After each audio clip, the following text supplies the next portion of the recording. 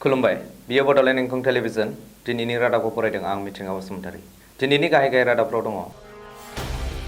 थासारिखौ नायनानै बिटिसि बिसायख'थिखौ थाबैनो बानजायनो थाखाय इलेक्शन कमिशनारनिसिम दाबि दैखांदों बिपिएफआ दिल्लीयाव कर'ना भाइरासजों आसामनि सिआरपिएफ अफिसारनि जिउ खहा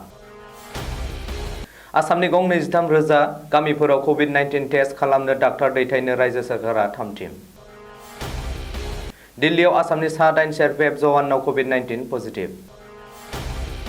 2 मेसिम सोलिबाय थागोन बेसेन नाङै एसटीसी बास सिबिथाया कर'ना भाइरासजों सन्देरजानाया भारताव 31,000निबो बारबाय 1,000निबो बांसिन थैबाय नागालेन्डआ पेट्रल डिजेलाव कर'ना टेक्स लागायबाय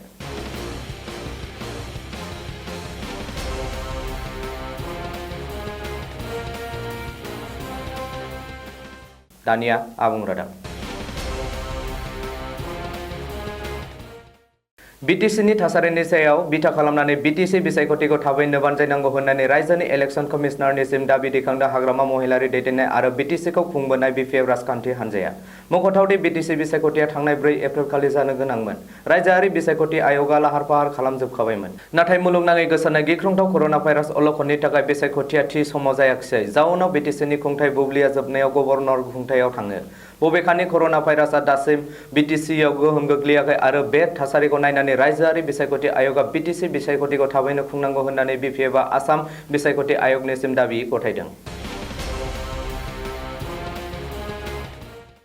दिल्लीयाव कर'ना भाइरासजों आसामनि सासे सिआरपिएफ जवान जिउ गोमाबाय सिआरपिएफ जवानआ बरपेटा जिल्लानि बेन्दोंआव थानाय सुरुपेटा हालामनि थागिरि आरो सिआरपिएफनि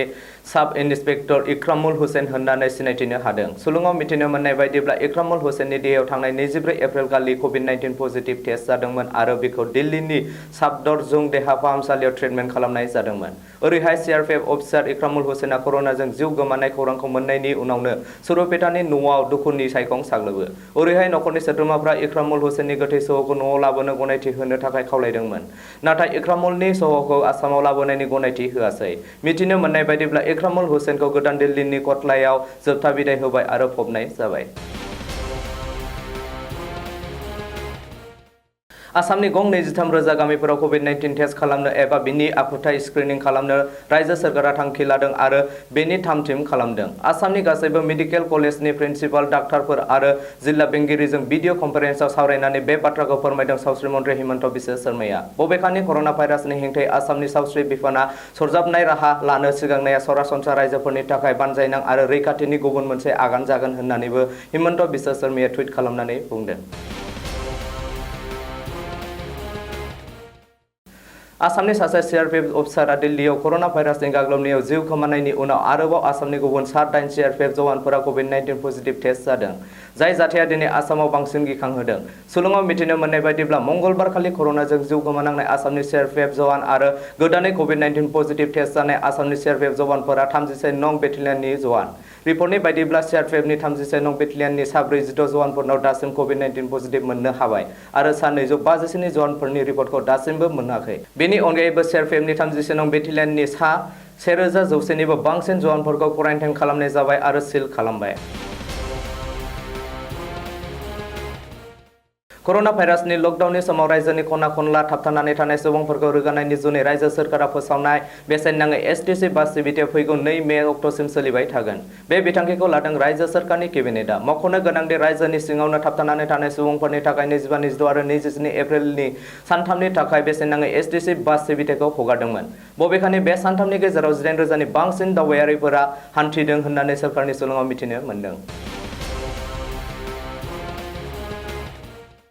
मुलुगनि मानसि जिबिखौ फोजोबस्रांनो गिख्रंथाव महर लानाय कर'ना भाइरासजों सन्देरजानाया भारतावबो 30,000निबो बांसिनबाय आरो थैनाया 1,000निबो बांसिनबाय कर'ना भाइरासआ भारताव बयनिख्रुइ बांसिन महाराष्ट्रआव सन्देरदों महाराष्ट्रआव 29 एप्रिलसिमहालागै सा 9,000निबो बांसिन सुबुङा कर'ना भाइरास सन्देरजायो आरो थैनाया 400निसिम बाङाय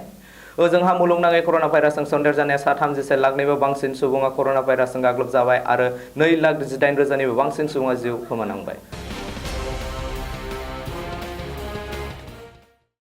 हादोरनाङै कर'ना भाइरासनि अलखनि समावनो बे खेबाव सरासनस्रा रायजोफोरा कर'ना टेक्स रुजुननो गोनां जादों। नाथाय जिंगानांगौ गैया, आसामा बे कर'ना टेक्सआ। सुलुङाव मिथिनो मोननाय बायदिब्ला नागालेन्ड सरकारा पेट्रल डिजेलाव आलादायै कर'ना टेक्स लादों। मंगलबार खालि नागालेन्ड सरकारनि बिथोन होनाय बायदि हर गेजेरनिफ्राय पेट्रल डिजेलाव कर'ना टेक्सआ थिसनजायो। कर'ना टेक्स थिसननायनि उनावनो लिटारफ्राम पेट्रल आरो पेट्रलियाम हारिनि बेसादफोरनि बेसेना लिटारफायाव 6 रां आरो डिजेलनि बेसेना लिटारफायाव 5 रां बांदों। नागालेन्डआव दिनैनि रादाबा एसेनोसै। गोजोन्थों।